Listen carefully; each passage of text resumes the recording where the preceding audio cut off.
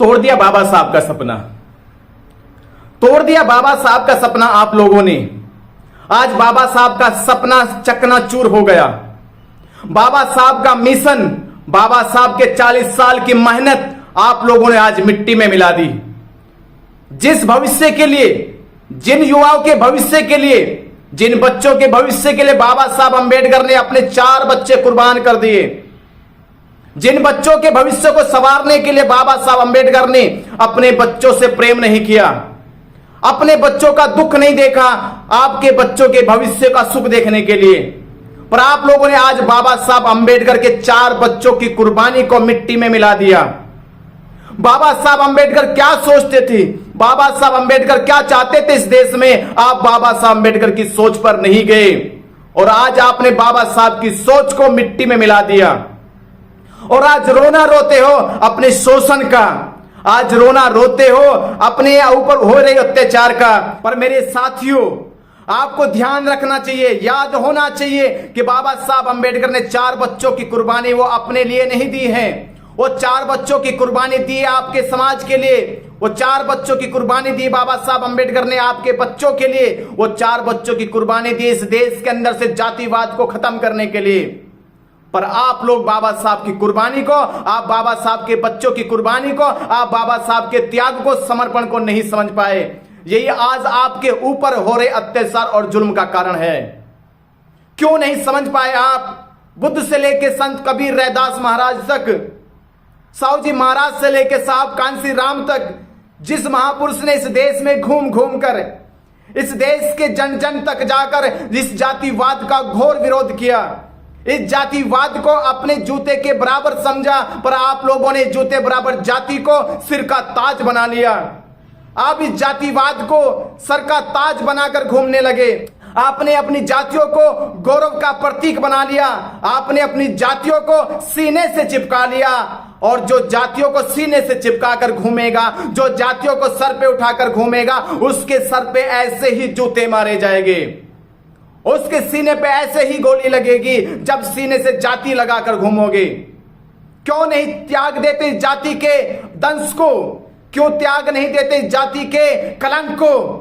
क्यों बाहर नहीं निकलते इस जाति की दलदल से? जब बाबा साहब अंबेडकर ने आज से 87 साल पहले 13 अक्टूबर 1935 में कह दिया कि मैं इस अछूत जातों में पैदा हुआ, ये मेरे वंश की बात नहीं थी, पर मैं इसमें मरूंगा नहीं, मैं इसमें जीऊंगा नहीं, ये मेरे वश की बात है।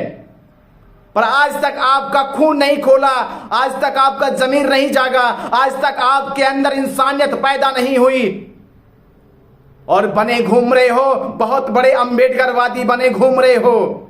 बाबा साहब की एक बात नहीं जानते, बाबा साहब की एक बात पर नहीं चलते और बनते हो अपने आप को अंबेडकरवादी।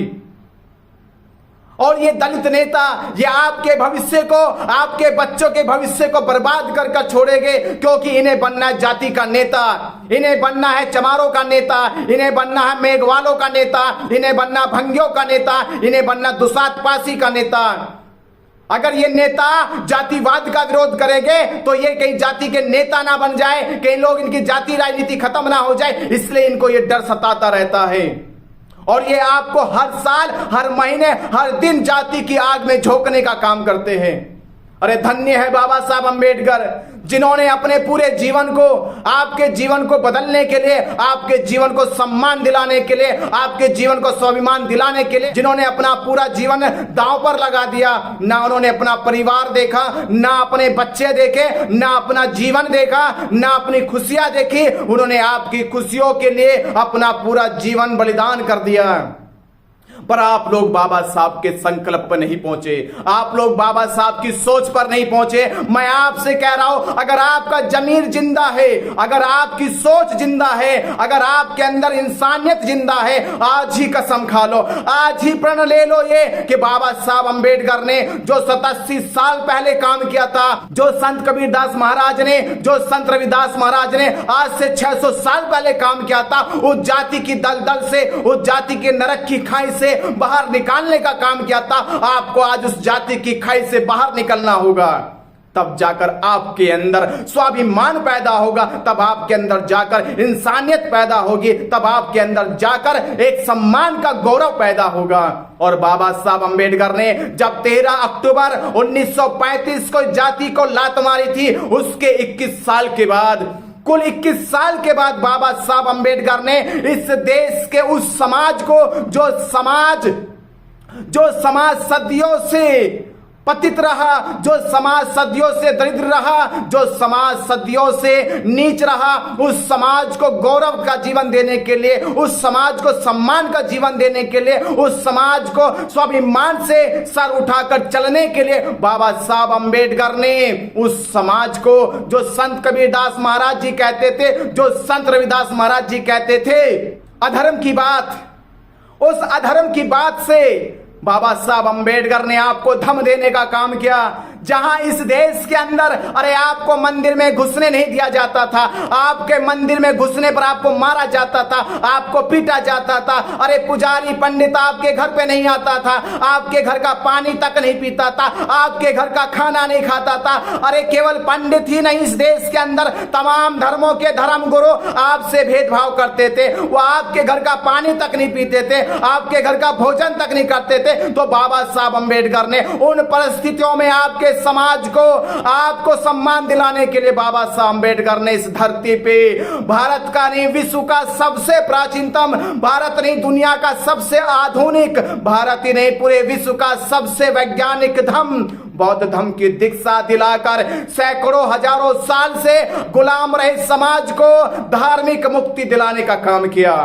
वह मुक्ति का पद, वह मुक्ति का मार्ग 14 अक्टूबर 1956 में नागपुर की धरती पर, नागों की वो धरती, नागों का वो शहर जहां से भारत का इतिहास लिखा गया, जहां से नागवंश का इतिहास लिखा गया, जहां से इस देश के मूल निवासियों का सभ्यता संस्कृति का उदय हुआ, उस शहर में बाबा साहब अंबेडकर ने अपने 7 लाख लोगों को धम्म की दीक्षा देने का काम किया। और इस भारत के अंदर उन तथाकथित, उन पंडित पुजारियों धर्म गुरुओं के चेहरे पे एक रैपट था, उन चेहरे पे एक तमाचा था कि उन लोगों ने, जिन्होंने इस समाज को दरिद्र कहने का काम करा, जिन्होंने इस समाज को अधर्मी कहने का काम किया, उन लोगों के मुंह पर यह तमाचा था। पर मेरे साथियों, बाबा साहब अंबेडकर ने जो काम 1956 में किया, वो काम आज 2022 में भी हम लोग कर नहीं पाए। जो काम बाबा साहब अंबेडकर ने 1956 में किया, वो काम आज भी हम कर नहीं पाए। ये हमारे शोषण का कारण है, ये हमारे ऊपर हो रहे अत्याचार का कारण है। अरे सोचिए, अगर आप बुद्धिस्ट हो जाते, अगर आप बौद्ध धर्म स्वीकार कर लेते और आपके जीवन में बुद्धत्व आ जाता, तो मैं कह रहा हूं आप भारत के दलित ना कहलाते, आप भारत के चमार भंगी ना कहलाते, आप भारत के मेघवाल दुसात पासी ना कहलाते, बल्कि आप दुनिया के बुद्धिस्ट कहलाते। और दुनिया के तमाम वो देश जहां बौद्ध धर्म विस्तार कर रहा है, जहां बौद्ध धर्म राष्ट्रीय धर्म बन चुका है, वो सभी धर्म आपके साथ कंधे से कंधा मिलाकर खड़े हो जाते। तब इस देश के अंदर कोई भी लोग आप पे जुल्म ना करते, तब आपके ऊपर कोई भी अत्याचार ना होता। अगर अत्याचार होता तो सभी बुद्धिस्ट कंट्रियां यहां कर रहे अत्याचारियों को सबक सिखाने का काम करते। पर आप लोगों ने तो प्रेम से, आप लोगों ने तो जाति को सीने से चिपका लिया, आपने तो जाति को सर का ताज बना लिया।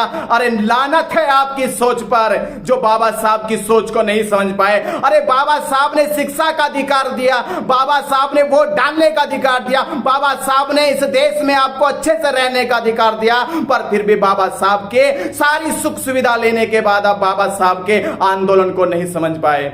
आज यही तुम्हारे जुल्म का, अत्याचार का कारण है। क्यों नहीं समझ पा रहे अपने ऊपर हो रहे जुल्म को? अरे क्यों तुम उन लोगों के चक्कर में आ रहे हो जो तुम्हारे ऊपर तुम्हारी जाति की राजनीति कर रहे हैं? वो जाति जिंदा रखना चाहते हैं। कोई भी जाति नेता तुम्हारी जाति खत्म करने की बात नहीं करेगा, क्योंकि वो चाहता है उसे कोई चमारों का नेता कहे, कोई उसको मेघवालों का नेता कहे, कोई उसको दुसात का नेता कहे, कोई उसको पासी का नेता कहे, कोई उसको भंगी का नेता कहे, पर वो नेता आपकी जाति पर राजनीति करना चाहते हैं। और उस राजनीति का कारण है आपके ऊपर हो रहे जुल्म। आज एक इंद्र कुमार की मौत नहीं है, ये कल दूसरे के बच्चे की मौत होगी, कल तीसरे बच्चे की मौत होगी, और जाने ऐसे कितने इंद्र कुमार आज इस जातिवाद की भेंट चढ़ चुके हैं। और कब तक भेंट चढ़ेंगे, मैं आपसे पूछना चाहता हूं। कब आपका जमीर जागेगा? कब जागोगे आप उस नींद से जो नींद आपके बच्चों को, आपके भविष्य को, आपकी तकदीर को दलदल में धकेलने का काम कर रही है। अरे आदमी आज भी समझ जाओ, अरे जानवर को भी अगर घर से भगा दिया जाए, अगर जानवर को भी धुतकारा जाए तो वह दोबारा से उस घर पे भटकता नहीं है, उस घर पे दोबारा जाता नहीं है। पर आप लोगों की नस्लें, आप लोगों की जिंदगी, आप लोगों का जीवन इतना दुर्दशा से भर चुका है कि आपको बार बार पीटा जा रहा है, आपको बार बार मंदिर से रोका जा रहा, आपको बार बार मस्जिदों में रोका जा रहा, आपको बार बार धार्मिक अनुष्ठानों से रोका जा रहा, फिर भी आप उन धर्म से बाहर निकलने का काम नहीं कर रहे। फिर भी आपको उन धर्मों के अंदर जाकर अपनी इंसानियत को, अपने गौरव को, अपने स्वाभिमान को दांव पे लगा रहे। तो लानत है आपकी सोच पर। तो मैं आपसे कह रहा हूं, अगर बाबा साहब की सोच को पे चले जाते, अगर बाबा साहब की बात मान लेते, अगर बाबा साहब के उद्देश्यों को समझ जाते, तो इस देश के अंदर ये जातिवाद खत्म हो जाता और जाति के नाम पर आज इंद्र कुमार मारा नहीं जाता, ये इंद्र कुमार मारा नहीं जाता। तो मैं आपसे कह रहा हूं, भविष्य में कोई इंद्र कुमार जाति की भेंट ना चढ़े, आपको इस जाति को ललकारना होगा, आपको इस जाति को खत्म करना होगा, आपको इस जाति की बेड़ियां तोड़नी होगी। अगर आपका जमीर जिंदा है, अगर आपके अंदर इंसानियत जिंदा है, और आपकी सोच आज भी बाबा साहब को समझ रही है, तो बाबा साहब के उद्देश्यों को पूरा करने के लिए इस जाति के नरक की खाई से बाहर निकल जाओ, बाहर निकल जाओ मेरे समाज के लोगों, बाहर निकल जाओ। और बाहर निकलकर राजस्थान के लोगों ने, मैं पूरे देश के लोगों से कह रहा हूं, जिनके ऊपर जाति के नाम से शोषण होता है, जिनके ऊपर जाति के नाम से जुर्म अत्याचार होता है, मैं उन लोगों से कह रहा हूं, वो जल्द से जल्द इस जाति से बाहर निकलकर बौद्ध धर्म की दीक्षा लेके तभी समाज का उद्धार होगा, तभी समाज का भला होगा।